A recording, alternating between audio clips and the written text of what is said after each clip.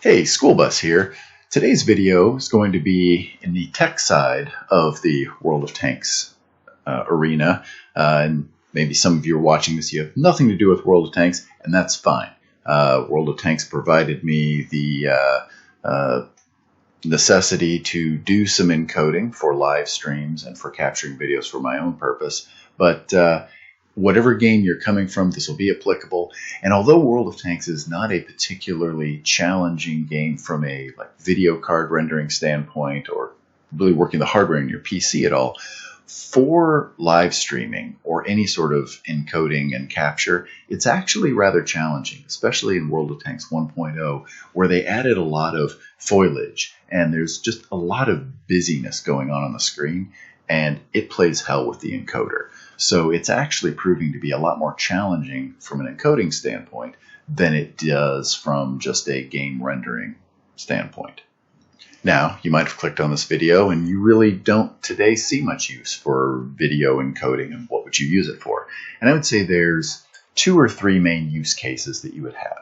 One is you are somebody who's interested in doing live streaming or capturing video and then posting videos because you're a YouTube content creator, or really for any other service. You're a Twitch streamer, you're doing content for anything out there. That would be use case number 1. Odds are a lot of you already know what you're doing. The next use cases come in as you're more of just a casual gamer. You never really gave this much thought.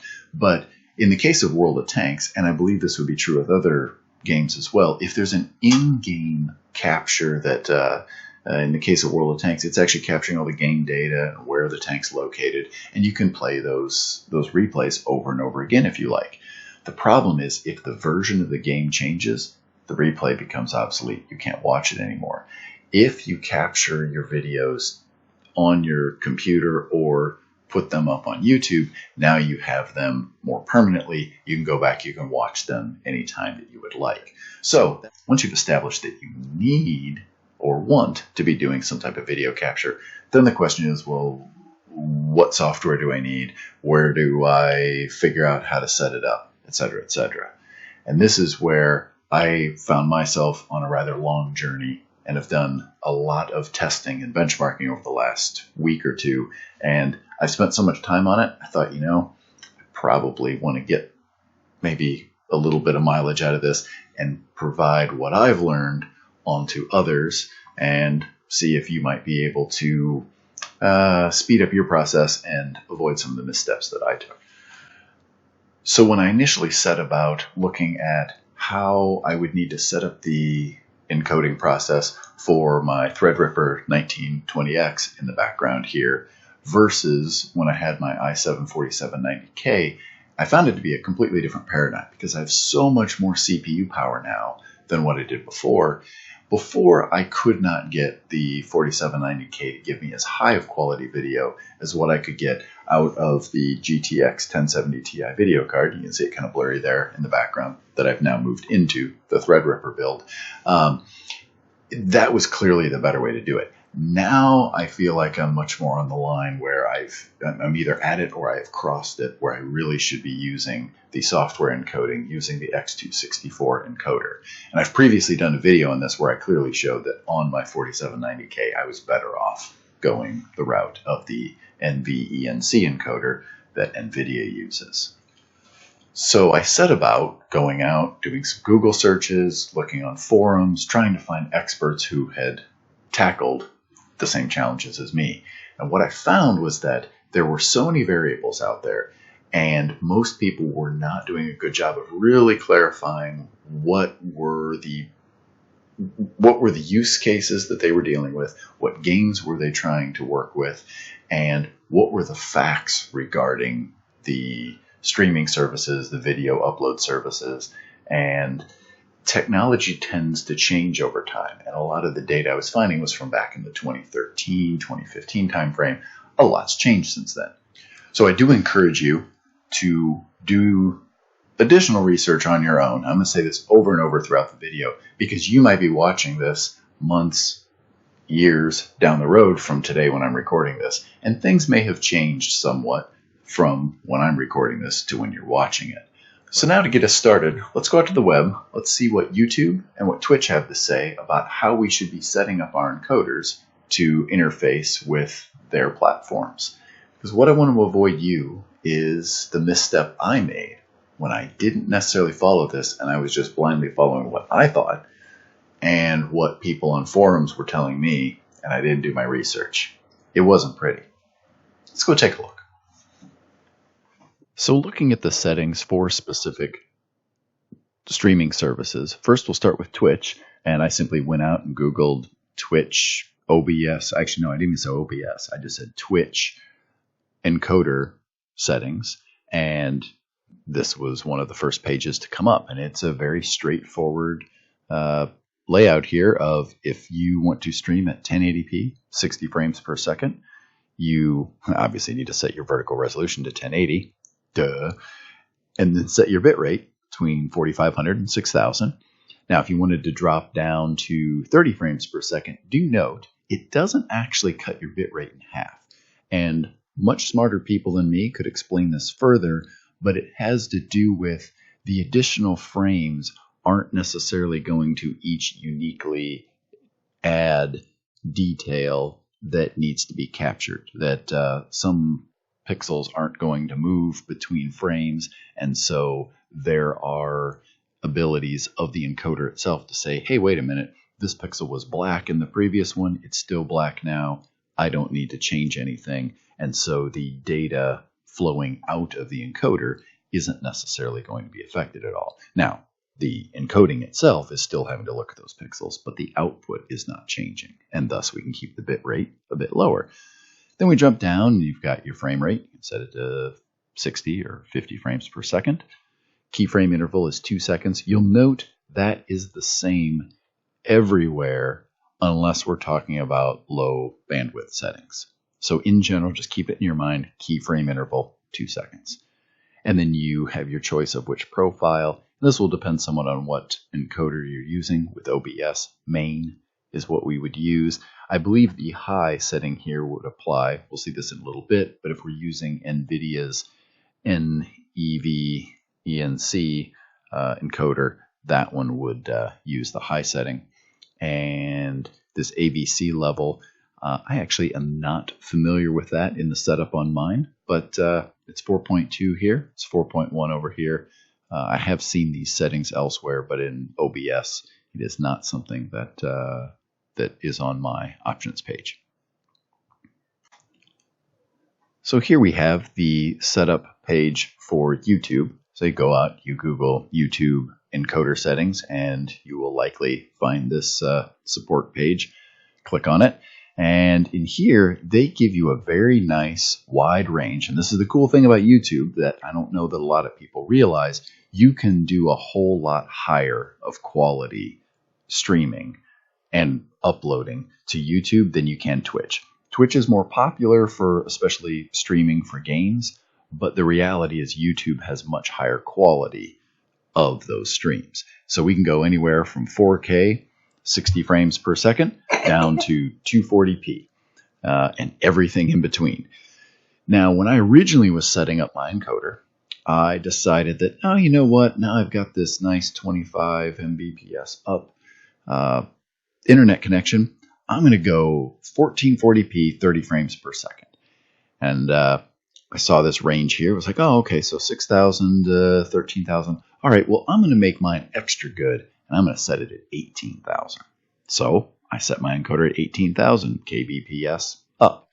Well, I was having some lag issues that people watching the stream, fortunately there weren't a whole lot of them at the time, noticed that, hey, it's kind of hanging every once in a while. It's like, oh, okay, well, gosh, maybe I'm having a problem. Let me drop down to 1080p, 30 frames per second, because that has a lower bitrate range. We'll see if that helps.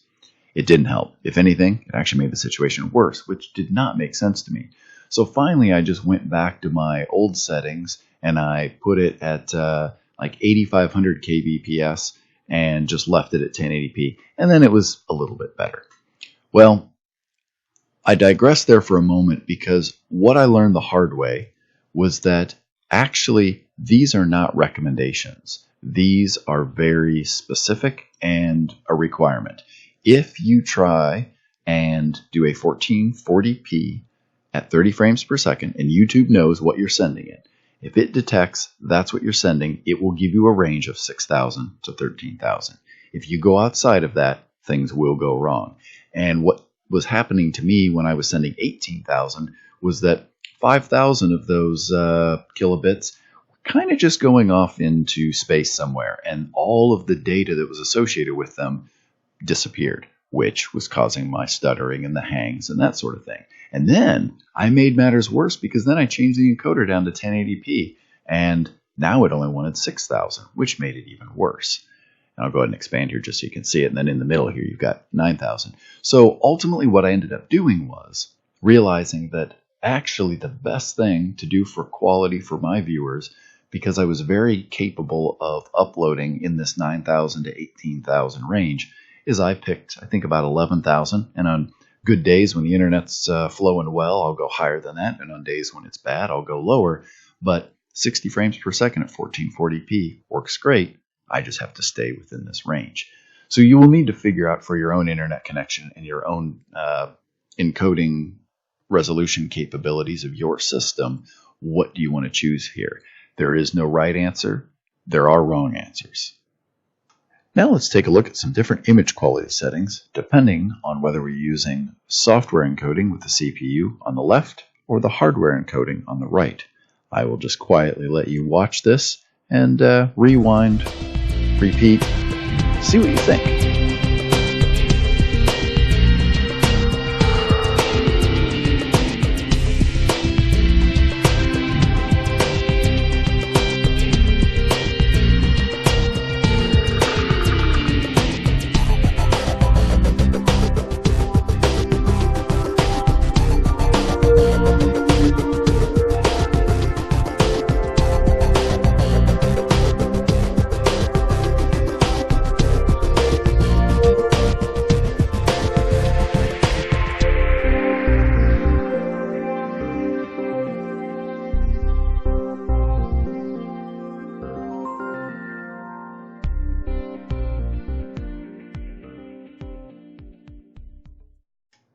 Now let's look at these as still shots, and this will allow us to really look in and see the detail. Now keep in mind you're seeing it encoded twice, so you're starting to lose a little bit of fidelity, but I think you'll still get the general gist of it. My general summary here is I think the color is better with the X264 encoding. I also think it does a better job with the gradients of the sky. But when it comes to detail up close, it seems almost a wash between the two encoders, assuming that you have the X264 on either fast or medium, and then the NVENC or the NVIDIA encoder set at high. I think it's pretty comparable there, but even the very fast you see here is pretty convincingly the same between both at 35 Mbps. So now we have a baseline of what we think we want to do image quality wise. So we can see on the encoder side what people are going to see that we've captured or what we're capturing for ourselves. We know what that's going to look like. But now what impact does that have on when I'm playing the game? Is it going to lower my frame rates? Am I going to have performance issues as I'm trying to play the game? Because honestly, how much fun is it going to be if playing a game it's too slow, it's choppy, it's stuttering? That's not going to be much fun. So here we have the performance figures from the player side of the encoding experience. So I've got this broken down into several sections. This is not all necessarily comparable data, but I wanted to show that at least I was being forthright in my data collection, that I have my CPU settings of when it was stock, and with some overclock, and then with more overclock, broken out into different sections. So you're not seeing a mixture of clock speeds between these different data sets. There also are some different stories to tell depending on which one we look at. So very simply here you have 3 color coding bars showing frames per second with the scale at the bottom here. I do not have any VSync or anything on restricting the frame rates. So it was allowing it to run greater than my refresh rate of the monitor of 60 frames per second. And you can see that represented here in the averages. And then you have in the orange the minimum 1% of frame rates. And then in the gray, you have the minimum 0.1% of frame rates. So when I was running stock, I actually saw a very counterintuitive behavior where on the harder encoding settings, or slow, it was actually showing a higher frames per second on the player side than what I had when I was running fast. And what I would attribute this to is that the encoder, when it overloads, will tend to just give up for a moment. It'll start to try and render something, and then it will just stop. It will give up, and then it effectively gives that processor time back to other tasks. The scheduler moves that task over to, in this case, the game client. And so I actually saw higher and higher performance figures on the player side, when in reality, my encoding just looked terrible. So you can't always judge how hard the encoder is working based on what kind of frames per second you're seeing in the game you're playing. The game may look great, but the encoder is in terrible shape, and you're not creating a quality video. What I also found, and originally had set out to capture data and show some graphs on it, was what would happen if you changed the priority setting in the task manager for OBS. And I did not find, at least with my system, any difference. Even when I had it at high priority, it still had the exact same results from the encoding and also the exact same results from the frames per second on the player side. Where I want to focus on this chart is down here in the 4.1 gigahertz all core section. This is where I did the majority of my bench testing. And do note that these are not completely in the order of increasing encoder load. So medium was the highest encoder load, then there'd be fast, faster, and very fast. I did see a little bit of noise in this data set where, for example, the lows on medium, and actually the lows and the average, were technically faster frames per second by maybe 1 or 2 frames per second than when I had it on fast. So that was a little bit odd, but I would generally attribute it to just noise in data sampling. And then the same was true between very fast and faster. There tended to be a little bit of counterintuitive behavior where very fast was slower than faster. But I continued testing beyond these, and I found that it completely plateaued. That once I had hit faster encoding, there was no longer any performance gain to be had on the client side, and it was then just degrading the quality of my video output. And you could see this represented in the CPU loads as well, that once I got down to, it was only pulling maybe 30% CPU load to be able to do the encoding, I wasn't using even half of my processor. So for your individual use case on your individual CPU, you'll want to watch not only the encoder loading percentage in OBS, for example, but you'll also want to watch in Task Manager or whatever tool you prefer to use, what level of CPU usage are you hitting? Because as soon as you start to hit 100%, you are going to be dropping frames. You are not going to be creating a good-looking video, and there's a chance you're going to begin to have degraded in-game performance as you're trying to play the game that you're streaming. Okay, here's the settings menu for OBS, and I'm going to stay at the very high level to get not so much you set up and going, but to really just key in on what settings I used and what knobs and switches and levers I was pulling. So first thing you'd want to do is in your video tab, you need to set up the base canvas resolution, match that to your computer monitor, and then set up any scaling you want to do. I recommend not doing that here. I'll show you in a moment where I do recommend making that change. And then you set your frames per second. And the higher the better. It will give your viewers a better experience at 60 versus 30. But going from 30 to 60, you will be doubling the amount of work that your encoder is having to do. It is not, however, going to double the size of the files. So once you have that set, you go over to the Output tab, make sure it's on Advanced, and then you have a Streaming tab and a Recording tab. And in the Streaming tab, this will be your settings when you're streaming, and in the Recording tab, that will be the settings when you're recording. Pretty straightforward. So for streaming, I have mine set up at the X264 encoder. That's the software or CPU encoder, and I recommend leaving it to enforce the streaming service encoder settings.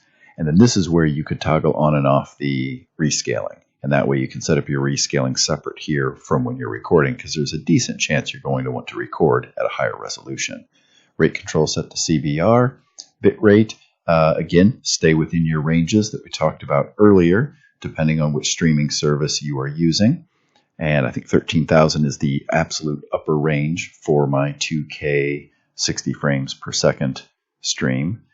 And actually, that might be the upper range for 30 frames per second, but I digress. And then keyframe interval, I have it set to 2.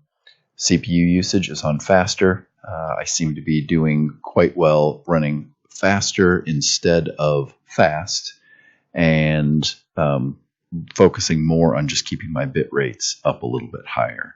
But that's definitely fast and faster where I'm jumping between with my 1920X.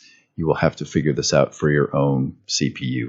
If you have a 4-core, I would recommend starting out down, probably with a 4-core, start out at like very fast or super fast and go from there. That's definitely with my i7 4790K. I was having to stay down in here. I think I've heard with the 8700K i7, folks are up in more of the very fast, potentially faster, but a 6-core is going to definitely have some trouble in that space. I would focus less on the encoder quality and focus more on your bit rates. We'll talk more about that when we get over to the recording tab. Here you're kind of hamstrung by whatever your ISP allows you for an upload rate. Profile main, and these different settings are going to have more to do with what streaming service you're working with, and main is what, when you read the recommendations page from YouTube and from Twitch, they recommend using that. And then tune, we won't get into that right now. The recording tab, same as the other one. Do note on here, I happen to have it loaded up right now to do the NVENC or the NVIDIA encoder for my video card. So you do see slightly different settings. This is not what I'm using right now for my primary recording. It just happens to be what I last had in here when I did my last test. But you set a path to save it to, pick a file format, and then choose your rescaling, choose your encoder, rate control CBR, run your bit rates as high as you can stomach the file sizes for. I just have my keyframe set as automatic and the preset high quality. If I were flipping over to the X264, I'd probably run this on fast for my local recording. But again, you'll have to try that out for yourself. And then main on the profile. And then everything else down here I have as the default. And so there you have it. Apologies, this was a long video, but I've included the various timestamps that you can jump in and skip straight to the different pieces of the video. But in a nutshell, you just need to go through, do some experimenting for your particular use case, see what speed of encoding you want to do, and do you want to be doing it on your video card or on your processor, and then what bit rate can you stream at as a maximum, and what are the settings that that your particular streaming service that you're going to be using, what are their requirements? And then if you're not using a streaming service, by all means just kick that bit rate up as high as you can, so long as you can stomach the file sizes. So hope you enjoyed this video, and if you liked it, click that like button. And if you like this channel, you want to see more stuff like this, hit subscribe and leave me some comments. If you like this content as opposed to more of my World of Tanks gaming specific stuff, let me know. I keep debating maybe starting a separate channel just focused on tech and keep that separate from the gaming. Have a great day.